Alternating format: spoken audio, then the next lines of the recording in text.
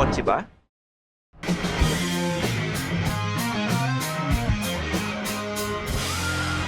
Feel kotse na.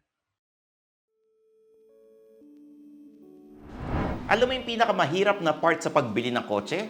Pagkatapos ng mahabang research mo para sa model, variant, color at dealership, darating na ang tanong, paano ito babayaran? Kung mayaman ka, edi syempre, cash is king. Kung hindi naman, pwede kang mag-in-house financing. Yan hihiram ka ng pera sa financing arm ng dealership mismo. Yung iba naman lumalapit sa bank financing. Pero kung gusto mo ng very fast approvals, dito ka na sa bagong partner ko, Global Dominion Financing Incorporated.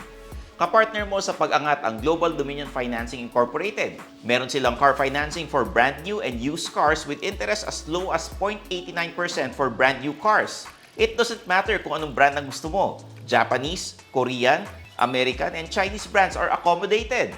Hindi rin problema kung anong type ng kotse ang gusto mo. Small hatchback, sedan, crossover, SUV, pickup. Pwedeng makuha yan with Global Dominion Financing.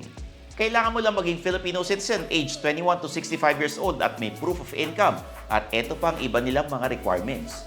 Any two valid IDs, copy of ORCR, valid ID and contact number of seller, latest electric or water bill, tax identification number, proof of income, payslips, business permit, remittance slip.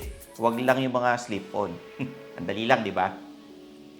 Pwede kang pumunta sa gusto mong dealership at hanapin ang ahente ng Global Dominion.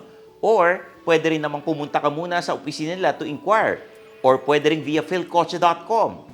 Pwede palang magkaroon ng brand new na kotse ang family mo rito sa Global Dominion dahil sila ang kapartner mo sa pag-angat.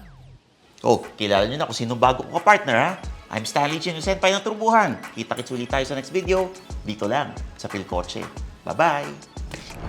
Thanks for watching. For the latest news, reviews, and anything you want to know about cars and car ownership, visit philkotse.com. Follow us on YouTube, Facebook, Instagram, and Spotify para hindi ka huli sa usapan. Tandaan, kotse ba? Philkotse na!